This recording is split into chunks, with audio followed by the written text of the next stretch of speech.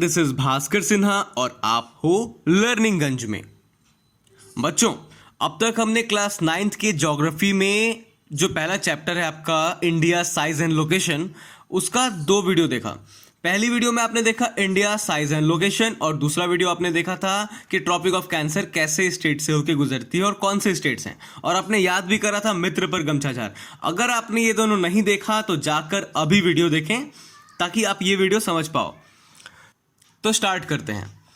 हमारा ये video India and the world की तरफ मूव करेगा, यानी कि इस वीडियो में हम जानेंगे इंडिया एंड द वर्ल्ड के बारे में। तो बच्चों, आपको पता है कि हमारी कंट्री इंडिया जो है वो किस कॉन्टिनेंट में है? बताओ। हाँ, वो एशिया में है। और एशिया में भी कहां पर? साउथ में, यानी कि एशिया के साउथ में है।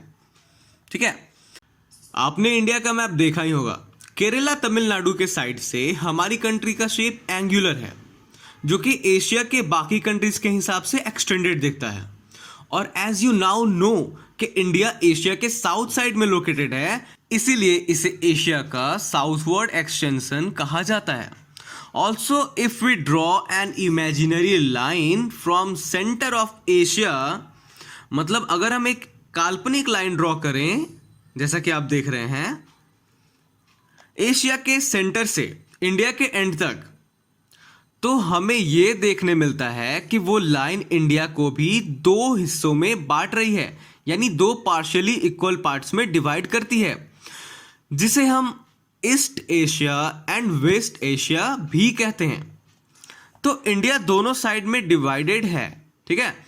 इससे इंडिया को बहुत सारे फायदे हैं, और जो सबसे बड़ा प्रॉफिट है ना, वो ये कि इंडिया दुनिया की किसी भी कंट्री से ट्रेड कर सकता है। ये पिक देखो, ये आपका बीच में इंडिया, और ये हर जगह ट्रेड कर रहा है ना। आपने अपने ज्योग्राफी के बुक में भी देखा होगा, आपकी एनसीईआरटी की जो बुक है, और भी बहुत सारे बुक्स में दिखता है, जितने भी हेल्प बुक हैं। ठीक है। तो आपको साफ साफ दिख रहा है ना कि ये कहीं से भी ट्रेड कर सकता है।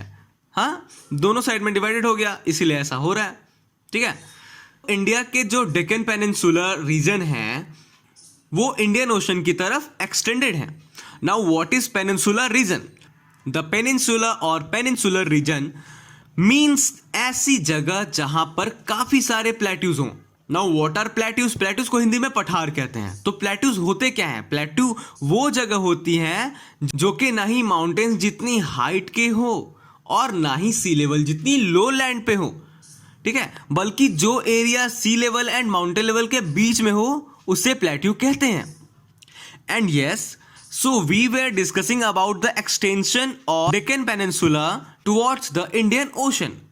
सो as you can see the map of India, कि इंडिया एक इकलौती ऐसी कंट्री है ना जिसकी कोस्ट लाइन इंडियन ओशन पे लॉन्गेस्ट है, जिस वजह से उस ओशन का नाम भी इंडियन ओशन है। आपने सुना है ना, इंडियन ओशन। हाँ, इसीलिए है ये।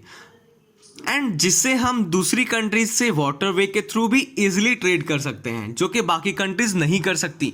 ऑल्सो आपको यह भी जानना चाहिए, from the ancient time through this routes trade सिर्फ कमोडिटीज का नहीं बल्कि आइडियाज एंड मेथोडोलॉजीज का भी हुआ, जैसे हमारे उपनिषद, रामायण, पंचतंत्र की कहानियां etc। कमोडिटीज में मसलिन क्लॉथ्स, स्पाइसेस, ये सब चीजें है ना, नील की खेती और बहुत सारी चीजें ऐसी हुई। ये सब ट्रेड किया गया, और दूसरे देशों के स्कल्पचर्स या काफ़ी चीज़ें हमारे देश में आज भी पाई जाती हैं, है ना। अभी भी जब खुदाई होती है तो बहुत कुछ मिलती है, और बहुत चीज़ें हमारे देश में पुरानी देशों की अवेलेबल है आज तक, है ना। तो ये हमने ऑल अबाउट पढ़ लिया इंडिया एंड द वर्ल्ड, और आपने ये मैप्स भी देख ली, जिससे आपको समझ में आ गया कि कैसे एशिया को काटो तो 2 भाग में इंडिया आपको दिख रहा है, कैसे यहाँ से इंडिया से ही हर जगह ट्रेड कर सकते हैं। अब हमारा जो अगला टॉपिक है वो है इंडियाज नेबर, और ये लास्ट है। ठीक है। तो कौन कौन नेबर्स हैं देश, उसके बारे में बात करेंगे। लैंड बाउंड्री किन से मिल रही है, चाइना, पाकिस्तान, म्यांमार, बांग्लादेश, सबके बारे में हम बात करने वाले हैं। ठीक है। तब तक के लिए थैंक यू सो मच, मिलते हैं अपने नेक्स्ट वीडियो में। If you feel this video was useful for you, then do like, comment and subscribe to my channel, and do share it with your friends and family. Thank you so much.